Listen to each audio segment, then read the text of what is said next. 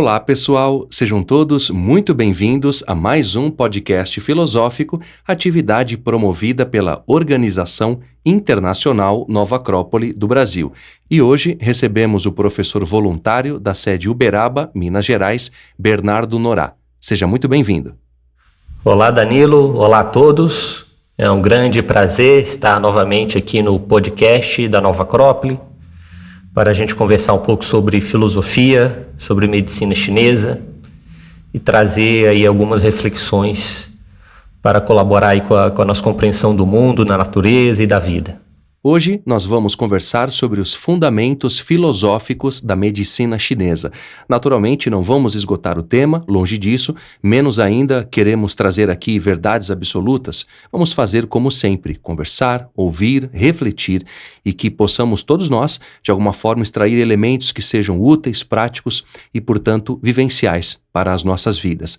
A medicina chinesa tem tomado uma proporção muito ampla, não é, Bernardo? Falamos de uma filosofia medicinal milenar e que tem ultrapassado as fronteiras do Oriente, tanto é que no Ocidente já aceitamos em muitos lugares essas ideias e essa medicina, e eu gostaria que você falasse primeiramente da origem da medicina chinesa e também um pouco dos seus princípios. Estamos diante de um conhecimento muito antigo, de uma tradição milenar que envolve a filosofia chinesa, a sabedoria chinesa, a medicina chinesa, e que nos remonta a uma época onde esses conhecimentos não estavam isolados. Então, os conhecimentos culturais, astrológicos, éticos, médicos, e tudo estava entrelaçado. Então, o que a gente tem, o que a gente conhece hoje como a medicina chinesa, através das suas várias técnicas, tem uma origem mítica dentro da tradição e da sabedoria chinesa. Então, se diz que essa origem teria sido aí por volta de 3.000 anos antes de Cristo, talvez mais precisamente ali 2.700, 2.800 anos antes de Cristo, ou seja, cerca de 5.000 anos atrás. E essa origem mítica está fundamentada num personagem mítico e histórico, aí onde se confluem elementos, né, realmente filosóficos, míticos, simbólicos, históricos, tradicionais.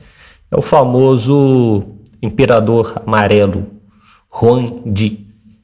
E a partir desse personagem mítico histórico surge o Neijing, que seria o livro clássico do Imperador Amarelo, onde estariam aí as bases da medicina chinesa.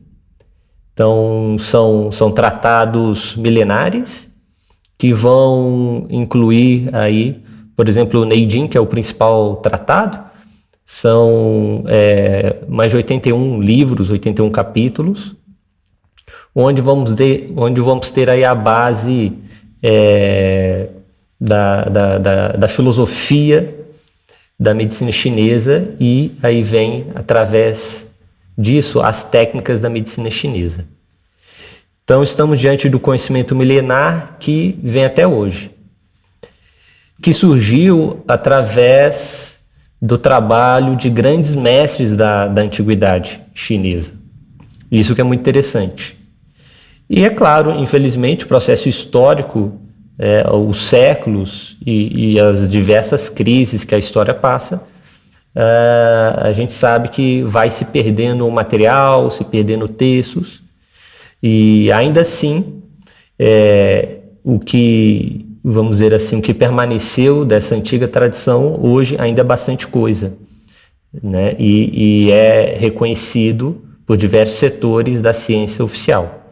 Então, a medicina chinesa é chamada medicina tradicional chinesa, e ela é expressada, uma filosofia, né, de vida, uma filosofia, uma concepção filosófica para a atuação terapêutica, ela vai se expressar através de várias técnicas terapêuticas, tá? Como a acupuntura, que é esse tratamento com as agulhas, terapias com dietas, com alimentação, com exercícios físicos, como o Tai Chi Chuan, Mocha Bustão, que é a aplicação de calor em certas localidades do corpo, as ventosas, a fitoterapia chinesa, enfim. Então, toda essa concepção de sabedoria, de filosofia, de vida e de terapia, isso é expresso em várias técnicas de tratamento e que é o que a gente conhece como hoje medicina chinesa e várias dessas técnicas, inclusive, tem hoje reconhecimento pela ciência oficial. Então, no século passado, tudo isso foi sendo traduzido para a linguagem ocidental e são vários personagens importantes da nossa história aí que no século passado contribuíram para trazer esse conhecimento aí digamos, para o mundo ocidental. Existe uma concepção oriental tradicional que é milenar e extremamente profunda e filosófica, a ideia do yin e do yang. Ela vai para além da questão medicinal, mas claro, é importante que você fale desse ponto, desse aspecto, dessa dualidade, digamos assim, na medicina chinesa. Então a base, um fundamento filosófico aí, base para a gente compreender a medicina chinesa é a teoria do yin e do yang. Então, como eu falava, é um momento de confluência de filosofias, de sabedoria, de uma concepção de mundo. E dentro dessa concepção tem a famosa teoria do yin e do yang, onde aqui a filosofia chinesa vai estar explicando que todas as coisas são compostas por esses dois pares, opostos e complementares, tá? Então, o desenho gráfico chamado ideograma, que representa o yang, etimologicamente significa o lado da montanha que recebe o sol. E o yin, o seu ideograma, representa o lado da montanha que não recebe o sol. Então, esses dois conceitos, yin e yang, essas duas polaridades estão dentro de um conceito de unidade, que é o Tao. E dentro do yang existe o yin e dentro do yin existe o yang. Então, por exemplo, o yang, aí a sabedoria chinesa relaciona com o céu, o yin com a terra, o yang com o calor, o yin com o frio, o yang com o alto, o yin com o baixo. Ou seja, que essas duas forças da natureza, vamos dizer assim, vão estar relacionadas a várias propriedades, de tal maneira que todas as coisas do mundo, da natureza, do organismo humano, vão estar relacionadas com esses dois polos e de tal maneira que dentro do yang existe o yin e dentro do yin existe yang. Por exemplo, se a gente diz, por exemplo, que o céu é yang, no céu tem nuvem. A nuvem é o yin dentro do yang. E se a terra é yin, dentro da terra podemos encontrar vapores, gases. Aí é o yang dentro do yin. Ou relacionar com o dia e a noite. O yang seria o dia e o yin seria a noite. Porém, ao longo do dia começa a noite e ao longo da noite inicia o dia. Ou seja, que o yin e o yang não são estáticos. Muitas vezes a nossa racionalidade ocidental separa as coisas, ou às vezes a gente enxerga as coisas de uma forma muito estática. Porém, isso não existe aqui dentro dessa ideia do Tao, dentro dessa teoria do yin e yang.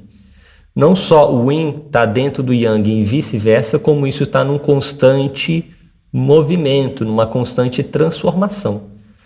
De tal maneira que o yang constantemente se transforma no yin e vice-versa. tá? E isso vai se refletir no nosso corpo.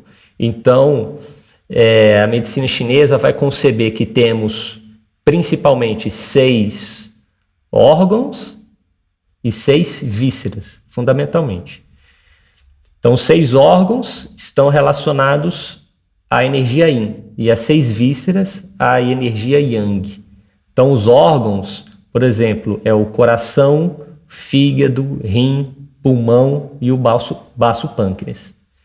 E o Yang, que são as vísceras, intestino delgado, estômago, intestino grosso, bexiga e vesícula biliar.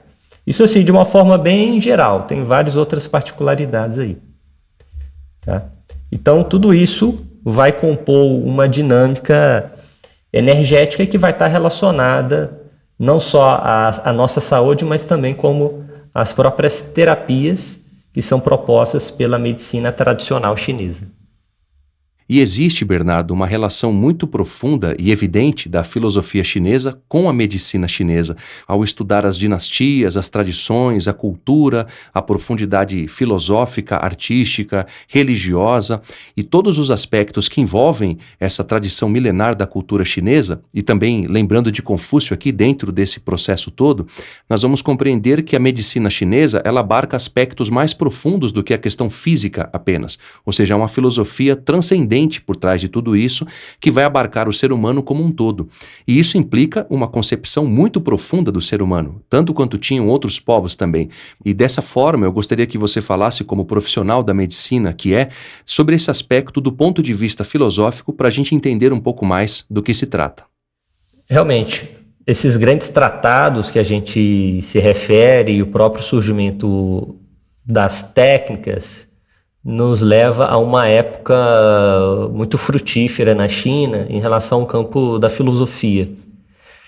Então a gente refere essa origem mítica da tradição chinesa e da medicina chinesa, lá 3.000 anos antes de Cristo, com o Imperador Amarelo.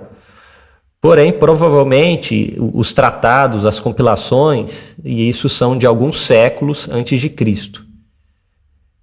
5, 6 séculos antes de Cristo. E isso aí é a época do Lao Tse e do Confúcio.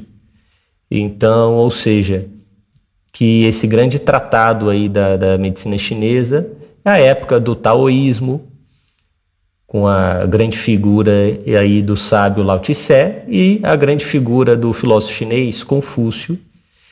Então, tudo isso está entrelaçado. A filosofia confucionista, a tradição taoísta, o livro do Imperador Amarelo, a medicina chinesa. Então, tudo isso está muito entrelaçado. Então, é uma época muito, muito frutífera. Então, o taoísmo se baseia, se fundamenta na teoria do Tao e do Yin e do Yang, que também vai ser a base da medicina chinesa.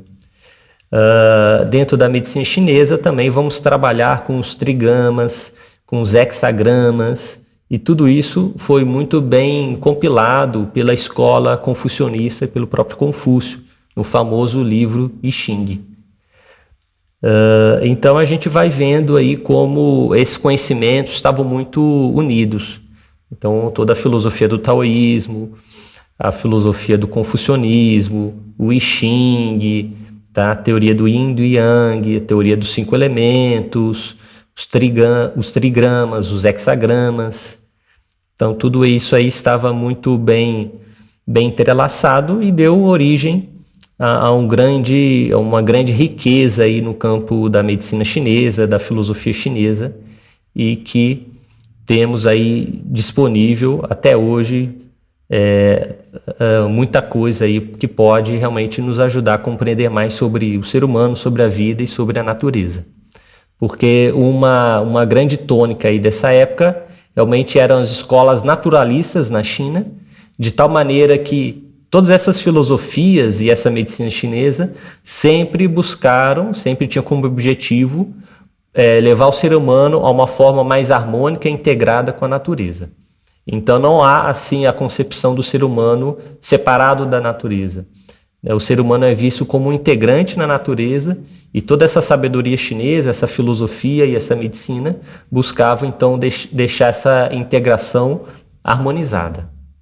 Temos uma outra questão muito importante que são os conceitos de energia, que podemos encontrar não só na tradição chinesa, mas também na tradição hindu, na tradição egípcia, e isso é algo muito importante pelo simples fato de que vamos entender o ser humano sobre outras dimensões. Complementando a questão que eu fazia antes, não é? Nós não somos só um corpo físico e há outras formas de expressão humanas e, indubitavelmente, é muito importante compreendermos isso do ponto de vista da filosofia chinesa, justamente para entendermos como isso se processa dentro de nós próprios.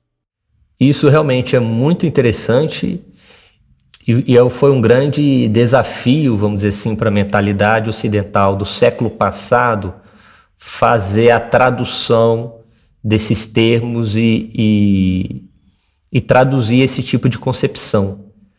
Tá? Porque quando, por exemplo, a acupuntura, a medicina chinesa veio para o Ocidente, uma das principais escolas foi a escola francesa.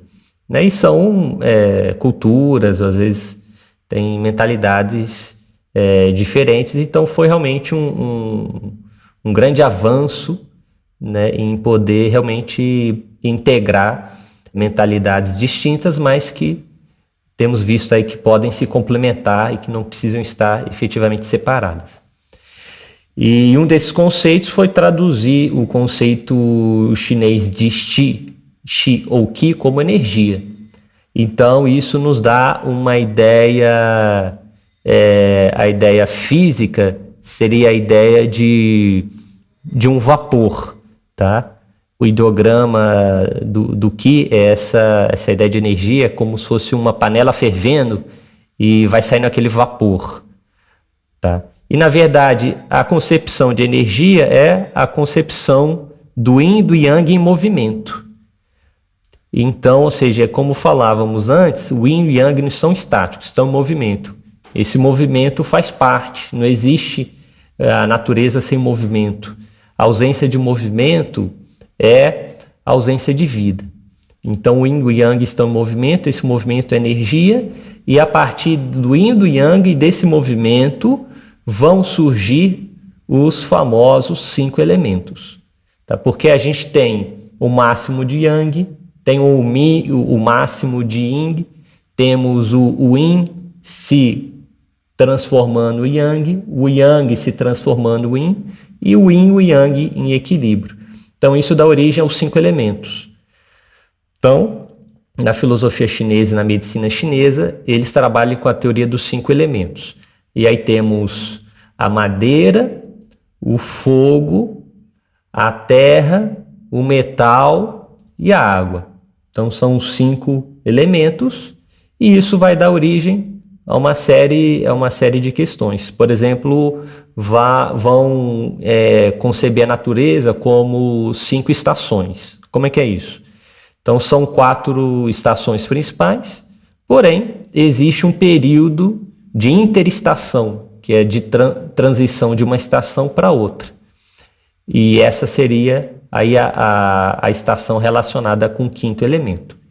Então, por exemplo, a madeira está relacionada com a estação da primavera, o fogo com o verão, o metal, o elemento metal com o outono e a água com o inverno. E o elemento terra representa a interestação, que é o período de transição entre uma estação e outra. Tá?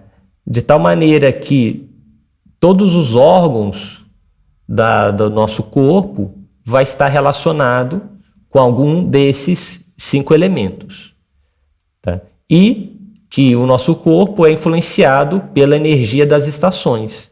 Por isso também tem a relação da estação com cada elemento.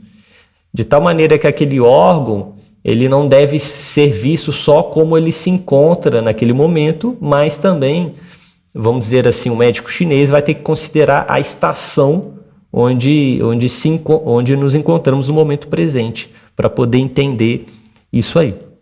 Tá? Então, aí se baseia os 5 elementos num equilíbrio energético. A saúde aqui é entendida como um equilíbrio entre essas energias desses 5 elementos. Tá? Então, aí a energia está sempre em movimento e tem que estar em equilíbrio. Então, por exemplo, a técnica de acupuntura, que vai colocar uma agulha Então não existe essa ideia de que a agulha vai trazer uma energia de outro lugar para colocar dentro do nosso corpo. Não. A doença é vista como algum órgão está com mais energia do que outro, algum elemento do nosso corpo está com mais energia ou com menos, de tal maneira que o que a agulha de acupuntura vai fazer é equilibrar a energia desses elementos, ou seja, levar a harmonia perdida. Então isso é muito interessante, tá? Porque esse conceito de restaurar a harmonia como um conceito de saúde, a gente vai encontrar lá na medicina grega, hipocrática, e que também os textos, os tratados hipocráticos, também são aí mais ou menos do século V, século VI a.C. Então são, vamos dizer assim, coincidências bastante curiosas. Então a gente vai vendo que o conceito de energia é um conceito muito amplo. Tá? Não existe só um ki. Tá? Então existe várias modalidades de energia que vão estar relacionadas com vários aspectos aí do nosso corpo, do movimento, da vitalidade e da nossa saúde. E aproveitando o ensejo dessa teoria dos 5 elementos, a gente vai perceber que isso pode ser relacionado com a ideia da saúde, ou seja, os 5 elementos têm tudo a ver com a nossa saúde como elemento prático de melhora da saúde. No entanto, a gente precisa refletir sobre esse ponto que você acabou de mencionar, onde a gente pensa que muitas das vezes, colocando uma agulha no corpo, só esse procedimento ou outros procedimentos afins à medicina chinesa, eles vão nos curar. E não é dessa forma que as coisas funcionam, é justamente esse ponto, eu estava pensando justamente sobre isso para lhe perguntar. Como podemos relacionar os 5 elementos e a nossa saúde? Pois, às vezes, a gente tem alguma questão patológica interna, uma alimentação muito desbalanceada, questões emocionais também que a gente poderia controlar, mas não consegue, e há um aspecto interno em relação a esses problemas que muitas das vezes nós geramos. E eu gostaria que você falasse um pouco mais sobre essas ideias para que a gente evitasse que chegássemos nesse ponto de certas doenças. Exatamente, Danilo. Resumindo um pouco o que falávamos antes, aqui o conceito de enfermidade, de doença, é visto como um desequilíbrio energético. E aí tem 2 fatores que podem levar a esse desequilíbrio. Um é o fator externo, o fator climático. Como já mencionamos, a questão das estações e da natureza. Isso vai ter que ser observado. E outro fator, que agora a gente mencione que é importantíssimo, são os fatores internos, subjetivos. Aí vem os elementos emocionais, elementos mentais e comportamentais.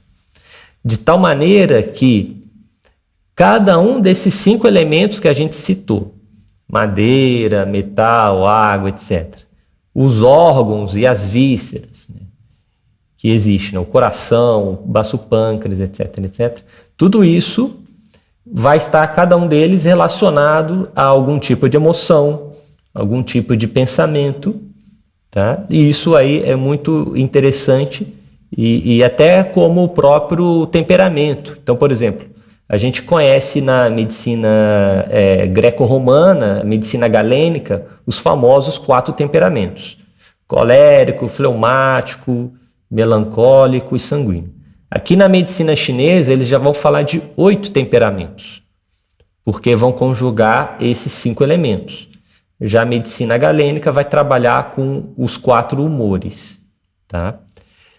Enfim, sem nos estender tanto, por exemplo, o coração, a emoção, a ansiedade está relacionado com a energia do coração. A alegria também. O coração como um conceito energético aqui dentro da medicina chinesa. Tá? Então, assim, uma ansiedade que está atrapalhando, aí pode ser que tenha um desequilíbrio aí. A raiva, por exemplo, está relacionada com a energia do fígado. A preocupação está relacionada, por exemplo, à energia do baço pâncreas. O medo, por exemplo, está relacionado com a energia do rim. E não são só emoções negativas, mas positivas também. Então, por exemplo, a força de vontade, a determinação, tá? Isso está relacionado aí com a força do rim também. E além disso, vai relacionar todas as partes do corpo, etc, etc. E isso vai permitindo, né, ter uma noção de como está a nossa saúde. Tá? Então, a medicina chinesa vai falar basicamente de 5 emoções, né? A cólera, ou a raiva, a alegria ou euforia, preocupação, melancolia, tristeza e o medo. E então pode ser patológico, não ter nenhuma dessas emoções ou também alguma delas em demasia, né? Então, ou seja, há que ter um equilíbrio e também o ser humano ir se conhecendo. O outro conceito energético é o de Shen, que também às vezes é traduzido como espírito, que é uma ideia de consciência, uma ideia de eu. E essa energia também tem que estar equilibrada. Então, assim, a gente vai vendo várias relações e a ideia aqui é sempre uma mentalidade, sim, de equilíbrio, né? Nada em excesso, uma ideia de harmonia. Cada elemento vai estar relacionado a uma emoção, a um órgão, a uma parte do corpo, a um padrão mental, e o que o indivíduo tem que buscar é uma harmonia. Se há alguma coisa que está em excesso, aí já é um ponto que necessita ser reequilibrado ou tratado. De tal maneira que o médico chinês, ele era condecorado quando as pessoas procuravam pouco ele, porque as pessoas não estavam adoecendo. É uma ideia muito preventiva. Diferente de, às vezes, uma visão mais comum que a gente tem hoje, né?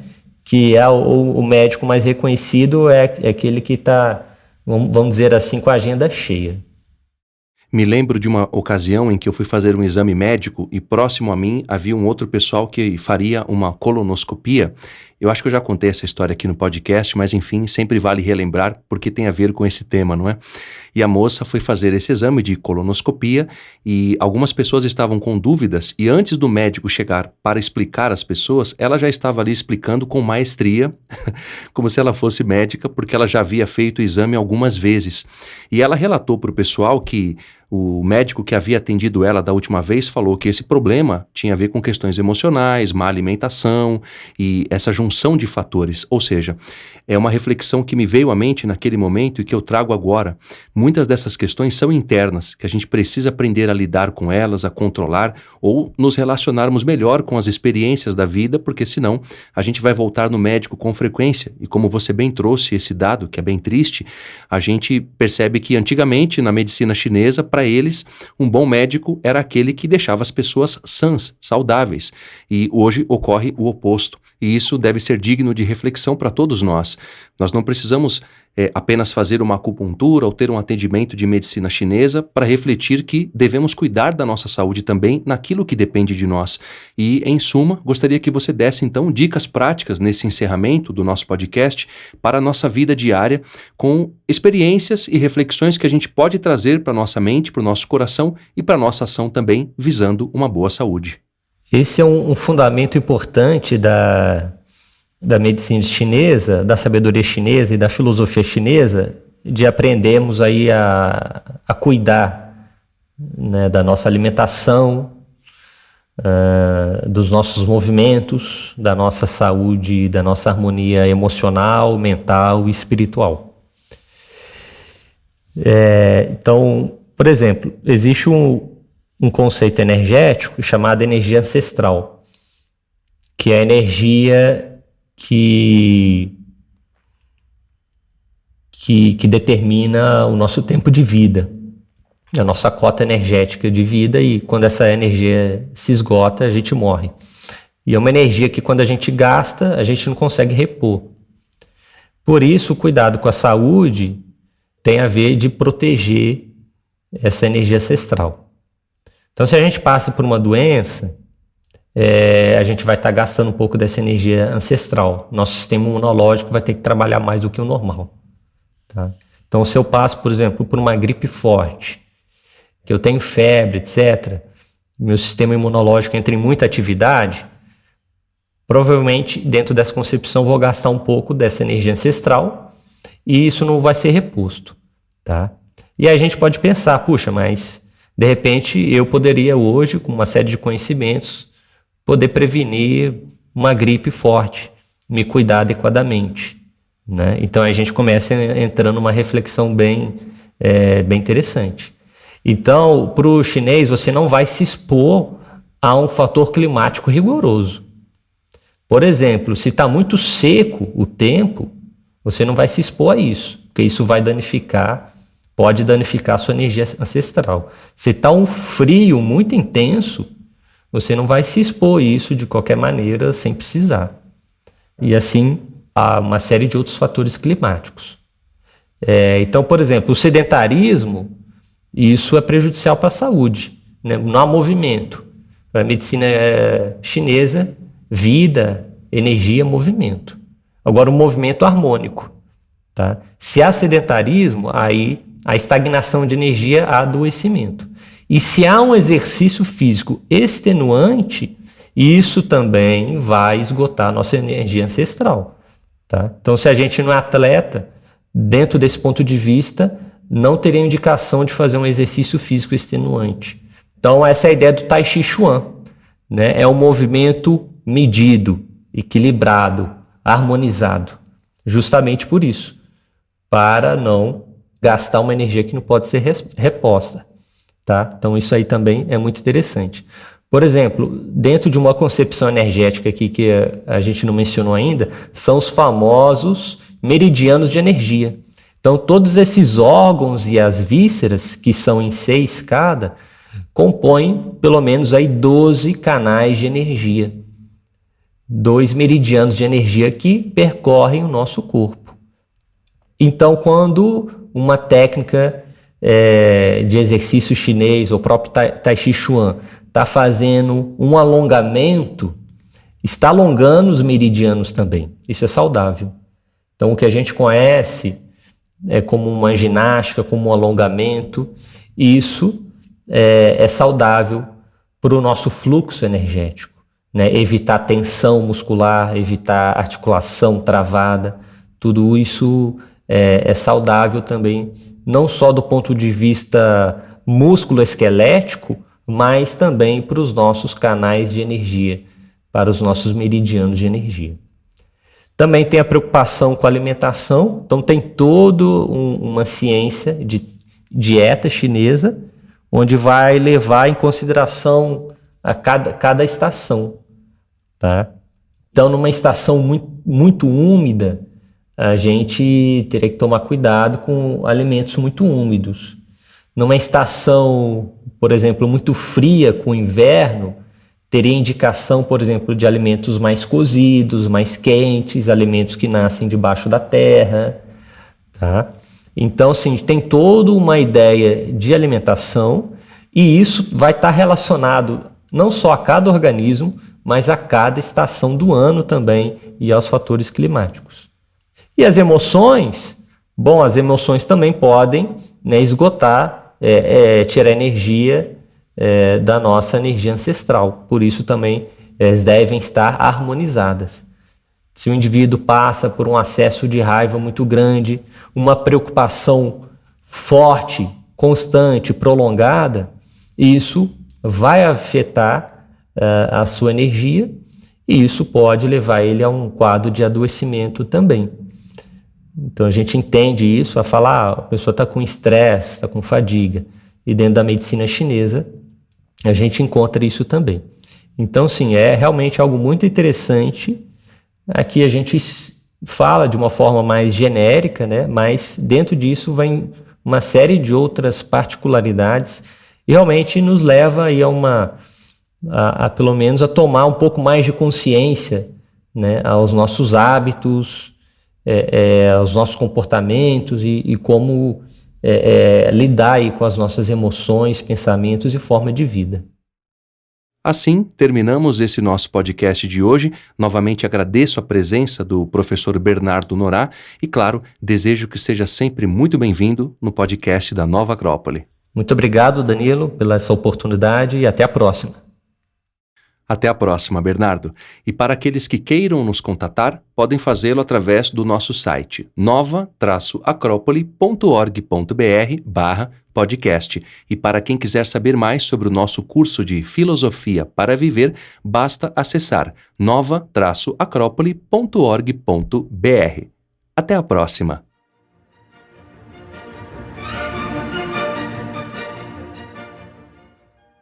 A trilha deste podcast é de autoria de Beethoven e chama-se Sinfonia número 4 em Si maior, Opus 60, Adagio, Allegro, Vivace.